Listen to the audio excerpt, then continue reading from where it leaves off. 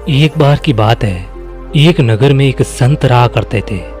वो संत हर समस्या का समाधान दे देते। उनके पास चाहे कैसी भी समस्या लेकर आओ, हर समस्या का समाधान वो बड़ी ही सरलता से देते।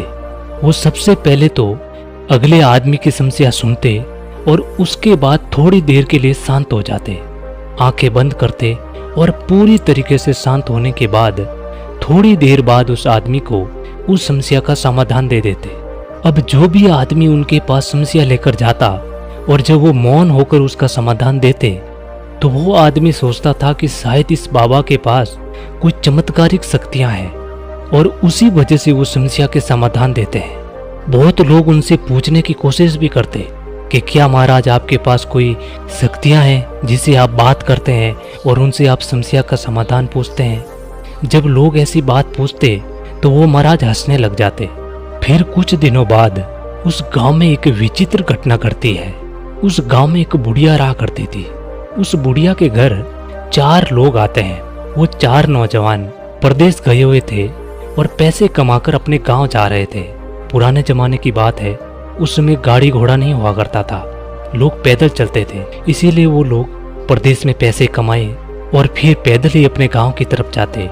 उन 4 नौजवानों के पास एक पोटली थी। उस पोटली के अंदर उनकी सारी कमाई थी।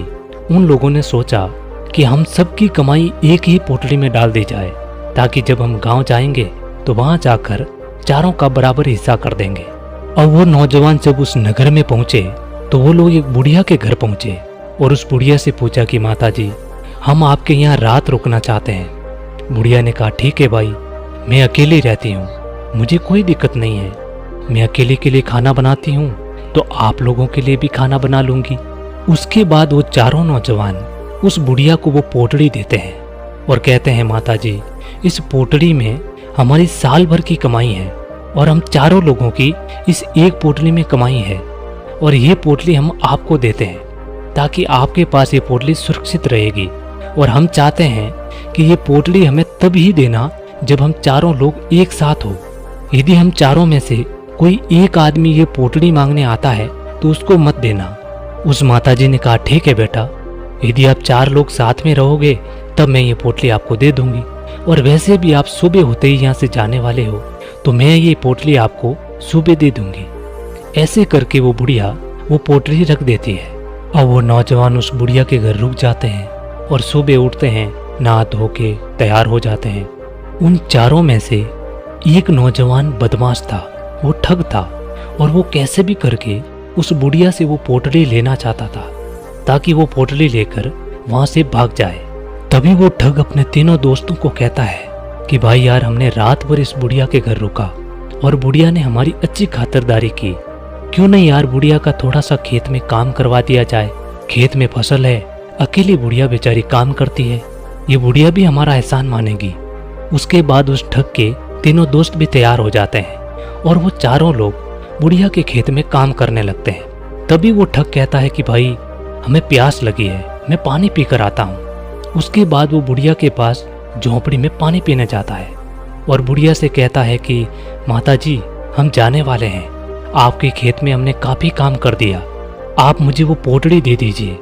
उसके बाद वो बुढ़िया कहती है कि आपके 3 दोस्त कहाँ हैं? उन्होंने कहा है कि जब हम 4 साथ में रहे तभी हमें ये पोटली देना। तभी वो ठग उन तीनों दोस्तों की तरफ इशारा करता है। इशारा करते हुए कहता है कि लाऊं क्या?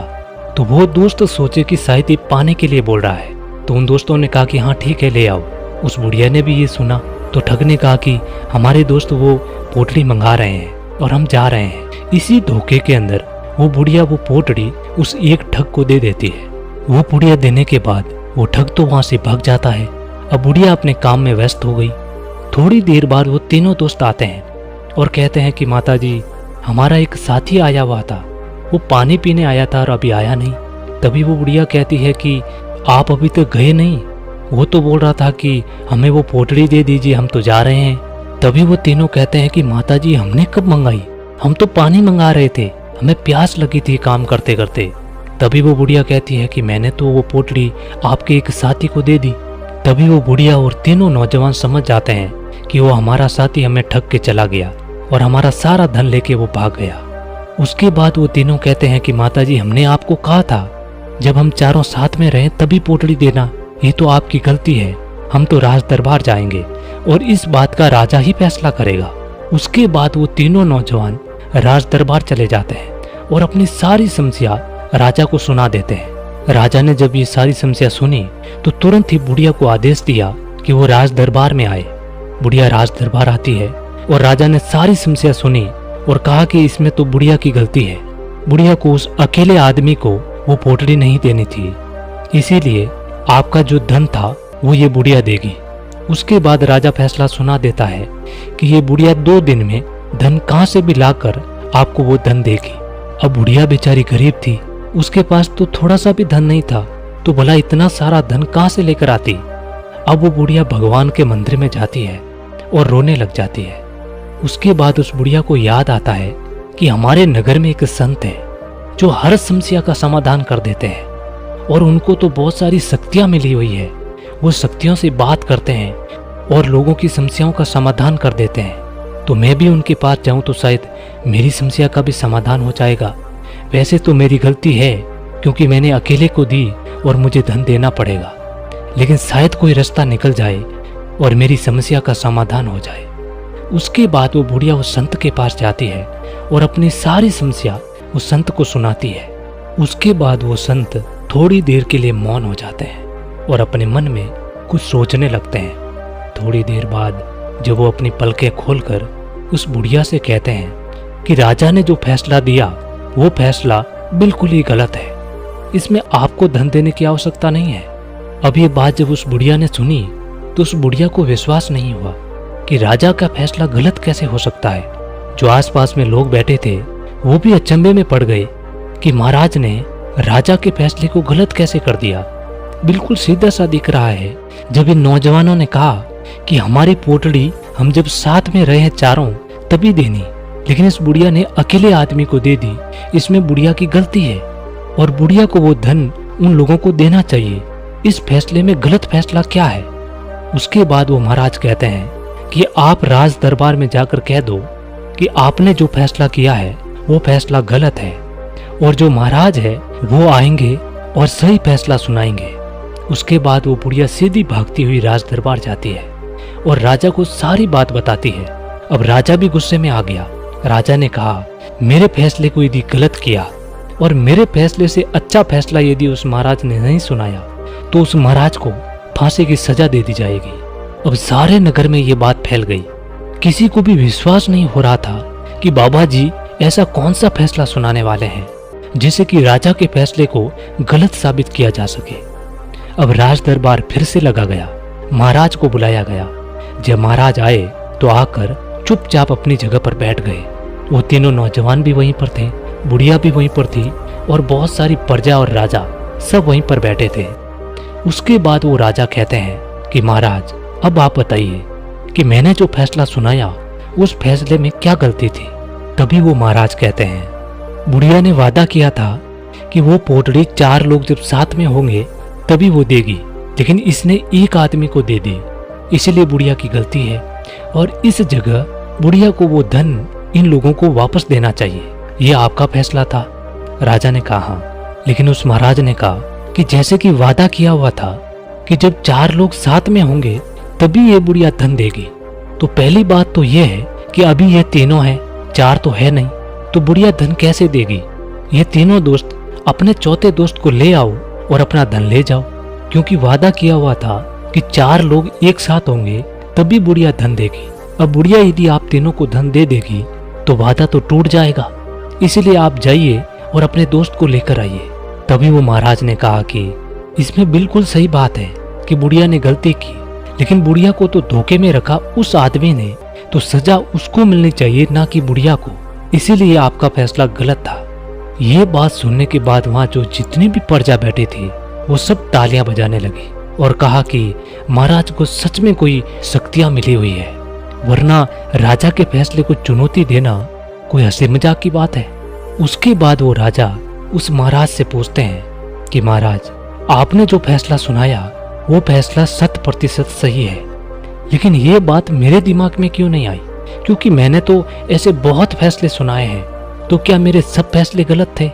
उसके बाद वो महाराज कहते हैं, राजा साहब, सबसे बड़ी गलती है हम फैसला बहुत ही जल्दी में लेते हैं, हम बहुत जल्दीबाजी करते हैं। क्योंकि जब आपने ये पूरा मामला सुना तो बिल्कुल साफ तरीके से दिख रहा था कि बुढ़िया की गलती है और बुढ़िया को इनको धन देना चाहिए। लेकिन आपने उस मामले की पूरी गहराई में नहीं झांका, आपने इस मामले को पूरी गहराई से झांकने की कोशिश ही नहीं की, क्योंकि आपको तो पहले ही इसका जवाब मिल गया, तो आप अंदर तक क्यों जाएंगे? और जब तक हम किसी बात की गहराई तक नहीं जाते हैं तब तक हमें वो बात पूर्ण रूप से समझ नहीं आती है। और किसी भी बात को पूर्ण रूप से जानने के लिए हमें सबसे पहले मौन होना पड़ेगा। बहुत लोग कहते हैं कि मुझे कोई शक्तियां मिली हुई है और जब मैं आंखें बंद करता हूँ तो मैं किसी शक्तियों से बात करता हूँ कि उस समस्या का क्या समाधान होगा। लेकिन नहीं, मुझे कोई शक्तियां नहीं मिली हुई है। मैं मौन होता हूँ, उस बात पर विचार करता हूँ, और जब उस बात पर मैं विचार करता हूँ बहुत सारे समाधान आते हैं। उन समाधानों पर भी मैं विचार करता हूँ और उसमें जो सबसे बेस्ट समाधान होता है वो समाधान मैं अगले आदमी को देता हूँ ताकि उसकी समस्या का समाधान मिल सके। और मौन हमारी जिंदगी पर सीधा असर डालता है। आप सोचिए कि आपने इतना जल्दीबाजी में फैसला लेकर इस बुढ़िया की जिंदगी बर्बाद करने वाले थे, क्योंकि हमारे फैसले ही हमारी जिंदगी को निर्धारित करते हैं। जब हम सुबह उठते हैं तो हम कोई भी काम करने से पहले उसका फैसला लेते हैं। वो फैसला यदि सही है तो हम वो काम करते हैं। और सही तरीके से फैसला लेने के लिए हमें अंदर से मौन होना पड़ेगा। किसी भी बात पर आप मौन होकर उस पर विचार कीजिए, तभी आप सही फैसला ले पाएंगे। क्योंकि हमारी जिंदगी फैसलों से चलती है। हमारे ही फैसले हमारा भविष्य तय करते हैं, हमारी जिंदगी का अगला पड़ाव तय करते हैं। फैसले छोटे हो या बड़े, सब हमारी जिंदगी को निर्धारित करते हैं। इसीलिए सबसे पहले यदि सही तरीके से फैसले लेने हैं तो हमें अंदर से मौन होना पड़ेगा। मौन होकर उस फैसले पर विचार कीजिए। आपके सामने बहुत सारे फैसले आएंगे कि लेना है कि नहीं लेना है, उसका क्या नुकसान है, क्या फायदा है।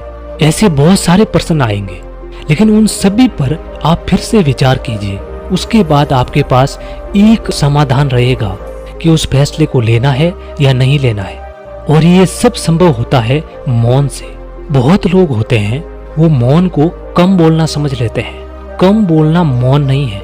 बोलना छोड़ देंगे तो हम मौन हो जाएंगे, नहीं, कम बोलना भी मौन में ही आता है। लेकिन जब हम अंदर से मौन हो जाएंगे तो अपने आप कम बोलेंगे, हम फालतू की बात करेंगे ही नहीं। कम बोलना भी मौन में ही आता है, लेकिन कम बोलकर हम मौन नहीं ला सकते। मौन होकर कम बोलना ला सकते हैं। हम कम बोलना सीख जाएंगे, उसके बाद हम ज्यादा बोलेंगे ही नहीं। तो जब भी आप कोई फैसला करो तो उससे पहले आप मौन हो जाइए। मौन होकर उस फैसले को कीजिए। उस फैसले में 100% शुद्धता होगी और उस पर कोई भी सवाल नहीं उठा पाएगा। दोस्तों, आजकल हम ऐसे माहौल में रहते हैं जहाँ पर लोग अपने आप को श्रेष्ठ दिखाने के लिए बहुत ज्यादा बोलते हैं, लेकिन ज्यादा बोलकर हम श्रेष्ठ नहीं बन सकते। ज्यादा बोलकर हम मूर्ख बनते हैं। और आपको यदि ज्यादा बोलने की आदत है तो उसको बंद मत कीजिए।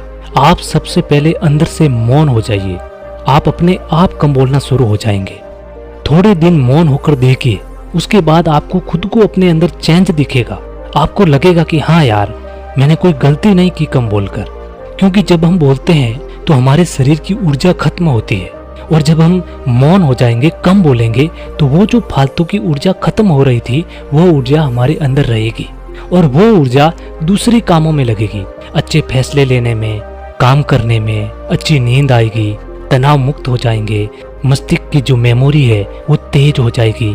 शायद आपने देखा या नहीं देखा, लेकिन जब आप स्कूल में पढ़ाई कर रहे थे तो उस समय जो बच्चे होशियार होते थे, जो कक्षा में सबसे फर्स्ट आते थे, वो बहुत कम बोलते थे। वो हमेशा पढ़ते रहते या फिर बहुत धीरे बोलते, कम बोलते। तो वो कम क्यों बोलते थे? इसका मतलब ये नहीं कि वो पढ़ाई कर रहे थे इसलिए कम बोलते हैं, नहीं, उनका अंदर से वो मौन था।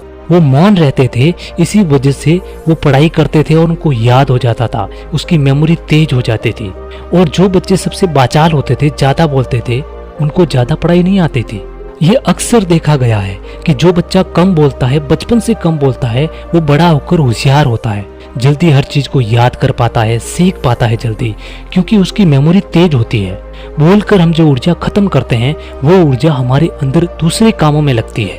वैसे मौन होने के बहुत फायदे होते हैं, क्योंकि चाणक्य ने कहा है कि कोई आदमी यदि ये समझ जाए कब, कितना और कहाँ बोलना है, तो उस आदमी को सफल होने से कोई नहीं रोक सकता।